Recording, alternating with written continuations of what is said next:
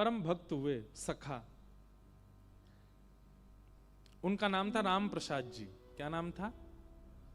राम प्रसाद जी।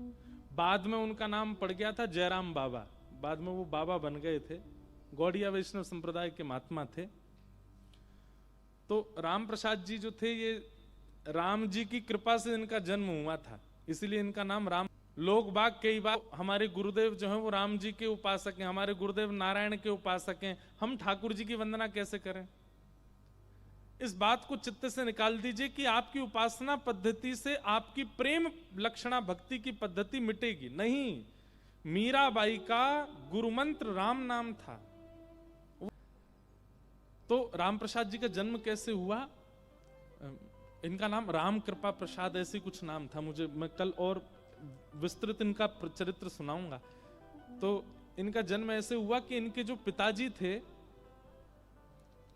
वो जयपुर में विराजते थे। तो इनके, ध्यान से सुनो ने कथा, मुझे अभी याद आई है अचानक कहीं से, मैं सुना दूं आपको। इनके जो दादाजी थे, राम प्रसाद जी के जो दादाजी थे, उनकी अकस्मात मृत्यु होने पर उनके पिताजी ने, राम प्रसाद जी के पिताजी ने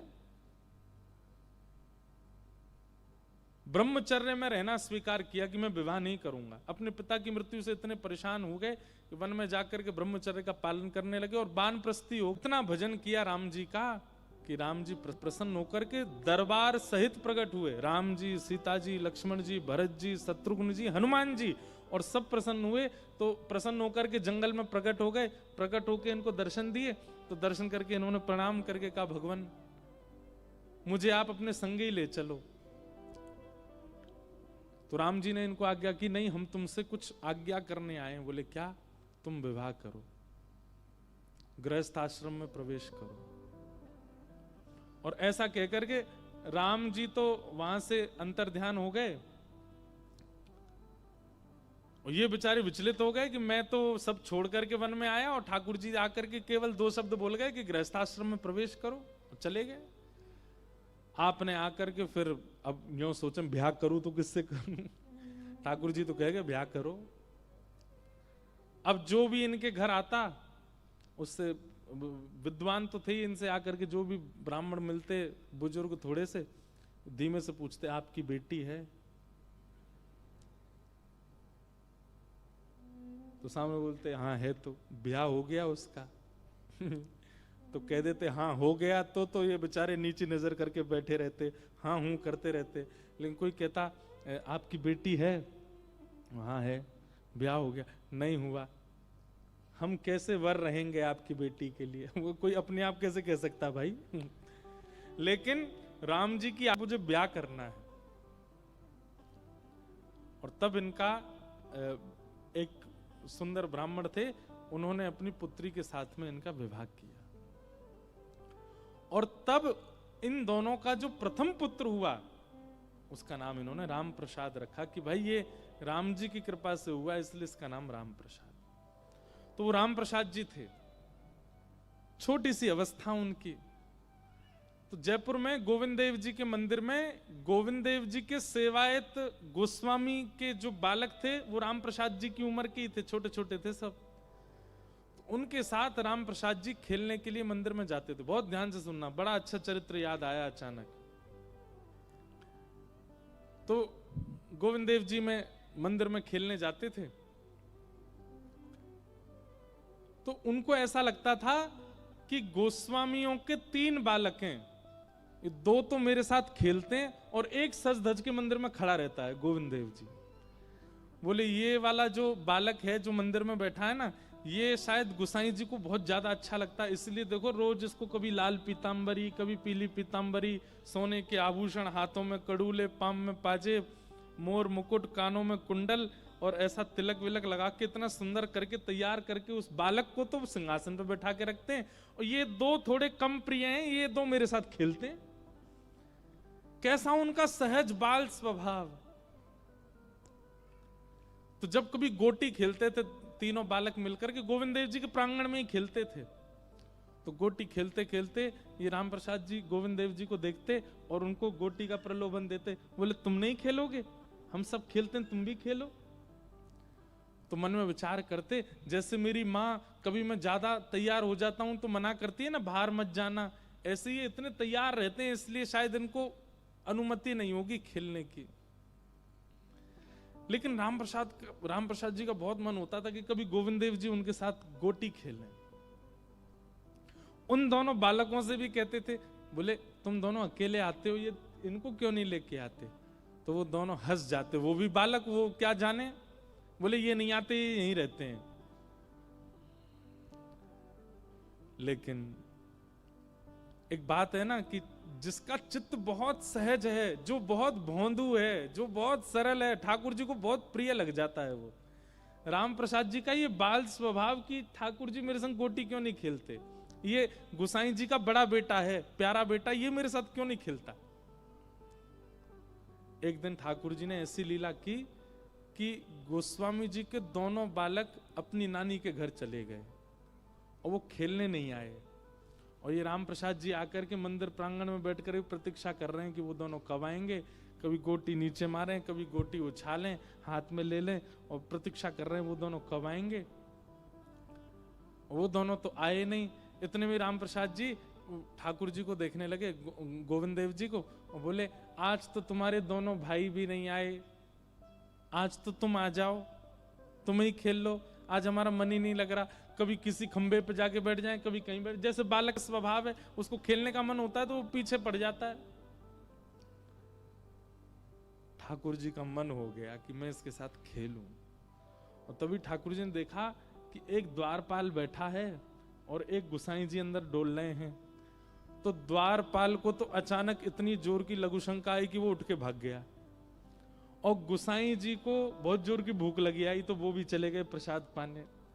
दोनों जैसे ही गए, इतने में ही गोविंद देव जी अचल से सचल हो गए, और दोनों हाथ सीधे करके फेंटा बांध करके अपनी सोने की गोटियां उठा करके और फेंटा में लेकर के और हाथ में लकुट लेकर के आ गए प्रांगण में, और प्रांगण में आकर के बोले चल अब खेल मेरे साथ। और राम प्रसाद बालक के साथ में गोविंद देव जी गोटी खेलने लगे।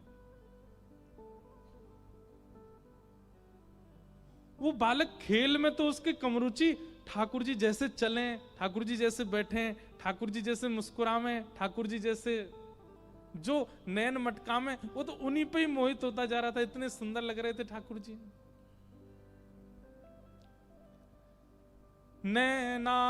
नैनाभिराम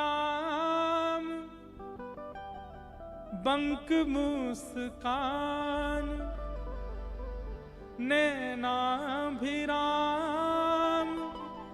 बंक मुस्कान, बाह मरूड़ लजावत कान, ये देखो श्याम, ये देखो श्याम, यही तो है मेरे जीवन प्राण। ये देखो श्याम, ये देखो श्याम, यही तो है मेरे जीवन प्राण। ये शब्द नाथ द्वार में लिखे थे लाल जी के उत्सव में। कैसे ठाकुर जी बोले नैनाभिराम, अभिराम ने ठाकुर जी की बांह हिलने पर पागल हो जाता है, इतने सुंदर हमारे ठाकुर जी। बांह मरोड़ लजावत का, ये देखो श्याम, ये देखो श्याम, यही तो है मेरे जीवन प्राण। ये देखो श्याम, ये देखो श्याम, यही तो है मेरे जीवन प्राण। वे आजा, आज मैं खेल वे आऊं तो मेरे संग खेल ही ना रहे हो, काई को बुलायो करे। राम प्रसाद बालक बोले आप तो सॉल पहन के खेलोगे तो ही खेल हो सकता है, क्योंकि उघारे अगर खेलोगे तो कभी आपके नेत्रों में अटक जाता हूं, कभी आपकी मुस्कान पे अटक जाता हूं, कभी आपकी चाल पे अटक जाता हूं, कभी आपके हाथों पे। आप तो ढक के खेलो खुद को, तो ही खेल हो सकता है। ठाकुर जी बोले अच्छा, दारी के मुंह नीचे बुला लियो, अब खेलना है, रो रुक जा भी बताऊं। इतने में ही द्वारपाल भी आ गया, गुसाई जी भी आ गए। ठाकुर जी राम प्रसाद जी की सबरी गोटी चुरा के भाग गए और जाके सीधे खड़े आ गए गोविंद देव जी।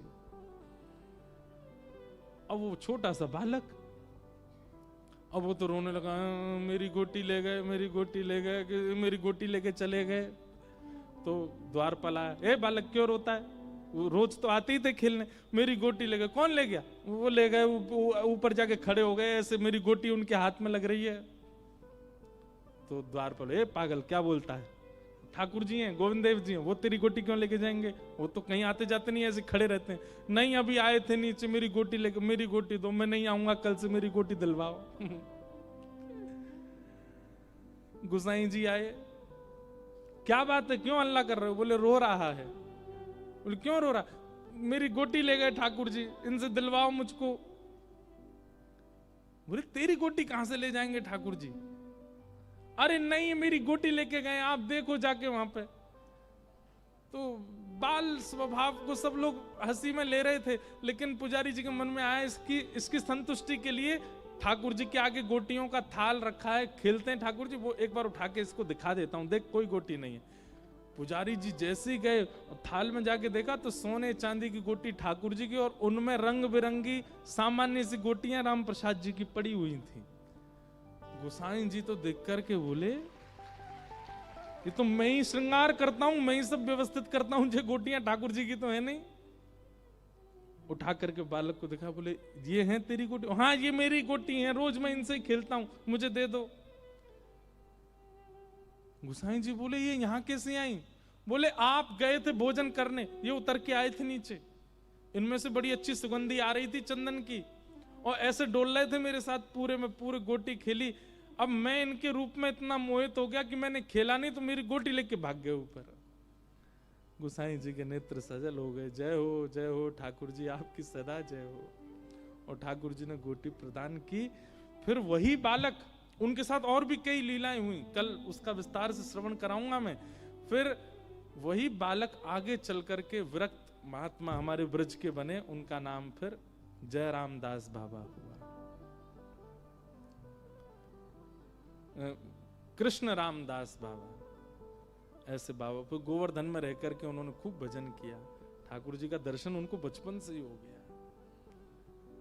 तो गुरु कृपा। हाँ, तो ये प्रसंग मैंने क्यों सुनाया, फिर इनके साथ में एक ऐसी लीला हुई कि आगे चल करके जब इनका चरित्र आगे बढ़ता है, तो एक समय ऐसा आया कि इनका भजन और इनको जो अनुभव ठाकुर जी के होते थे वो घटने लगे। तब इनको एक दिन स्वप्न में गोविंद देव जी ने आज्ञा की कि तुम्हारी गुरु निष्ठा कमजोर हो रही है, अपने गुरु की सेवा करो और गुरु आज्ञा को अक्षर सहित पालन करो, तब तुम्हारा भजन और भाव और मेरे प्रति जो तुम्हारा प्रेम है वो फिर से बढ़ने लग जाएगा।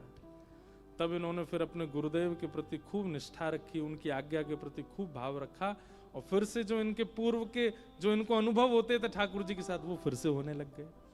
तो इसलिए भैया वृंदावन प्राप्ति के लिए सबसे पहला त्याग, और वृंदावन प्राप्ति के लिए दूसरा गुरु और रसिक जनों की आज्ञा का पालन, ये बहुत आवश्यक है। आज के लिए केवल ये दो भाव आप सुनो, कल से और भाव हम सुनेंगे। कल बहुत बड़ा दिन है बंधुओं, गांधी धाम वालों के लिए भी और वृंदावन वालों के लिए भी। कल ठाकुर जी का ऐसा अद्भुत पद जो यहीं लिखा गया, उसका कल प्राकट्य दिवस यहाँ मनाएंगे हम लोग, सबके सन्मुख उसका होगा। खूब भाव से आप लोग आइएगा, प्रेम और भाव से सब लोग मेरे साथ गाओ।